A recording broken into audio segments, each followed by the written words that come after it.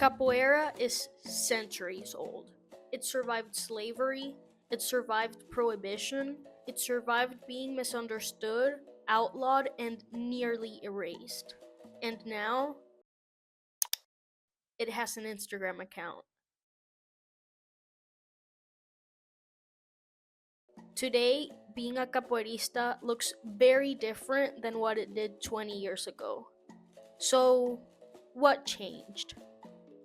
When most people picture capoeira, they imagine something timeless.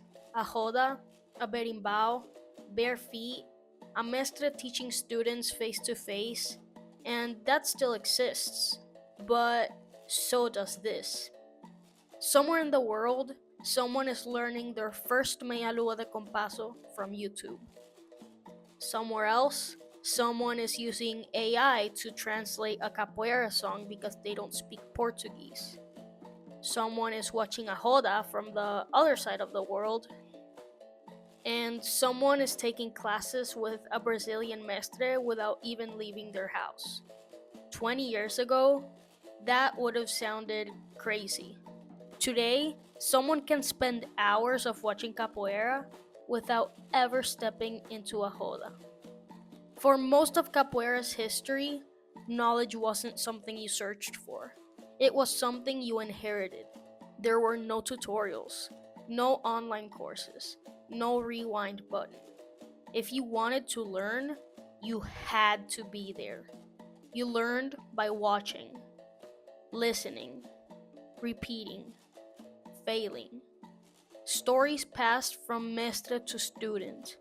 Movement passed from body to body, one roda at a time. Capoeira is in a unique moment in history. Compared to many martial arts, its expansion beyond Brazil is still relatively recent. Many of the Brazilian mestres who introduced capoeira to the rest of the world are still teaching today. Many students can trace their lineage back just one or two generations to those pioneers. We're close enough to capoeira's roots that we can still learn directly from the people who helped shape its modern history.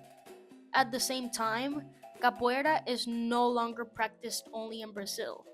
It's played in hundreds of cities by people speaking dozens of languages, each bringing different experiences, different perspectives, different ways of learning, and inevitably, those influences become part of capoeira too. Globalization made capoeira international. The internet made it immediate. Today, I can slow a movement down frame by frame, learn a song before I ever hear it in a roda. I can ask AI to explain lyrics I don't understand, or watch a game from the other side of the world while sitting alone in my bedroom. Sometimes, I experience capoeira almost entirely through a screen, and I know I'm not the only one. The internet hasn't just changed how we learn, it changed how we discover capoeira, how we stay connected to it, how we share it, and how we interact with it. For the first time in history, capoeira can spread across the world almost instantly. That's incredible. But the internet didn't just change how we learn, it also changed what gets rewarded. The algorithm loves spinning kicks, backflips, gravity defying floreros, 30-second highlights. But capoeira has always asked for something much slower: patience, timing, listening, presence. These are the things that rarely go viral. We see the backflip, not the hundreds of failed attempts. We see the perfect game, not the years it took to understand when not to kick. We see the performance, not the process. Even the game itself continues to evolve. Competitions emphasizing athleticism and acrobatics have become way more common. Some see that as capoeira naturally evolving, but others worry that performance is beginning to overshadow the conversation that happens naturally inside a game. Maybe neither side is wrong. Maybe every generation wrestles with what should change and what shouldn't. Every generation leaves its fingerprints on capoeira. The people who kept it alive in secret did. The mestres who carried it across the world did.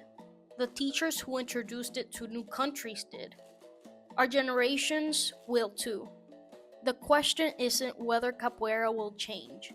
It always has. The question is, what are we leaving behind for the next generation? Technology has changed how capoeira spreads. It didn't change how capoeiristas are made. Because for everything technology has changed, one thing hasn't.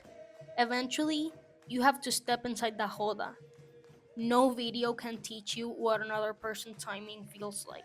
No tutorial can recreate the conversation that happens inside a game. No algorithm can teach malandragem. No live stream can replace the feeling of hearing a berimbau call you into the joda. Some parts of capoeira simply refuse to become digital. Maybe that's exactly what it means to be a capoeirista in 2026. The internet can introduce you to capoeira. It can teach you songs, show you movements, explain the history, connect you with people across the world, but it can't play the game for you. Capoeira has an Instagram account, it has YouTube channels, live streams, online classes, memes, AI translations, things its creators could have not imagined. And yet, after everything that's changed, becoming a capoeirista still begins the same way. You hear the berimbau, you walk towards the joda, two people shake hands, and for the first time, you're no longer just watching capoeira, you're part of it.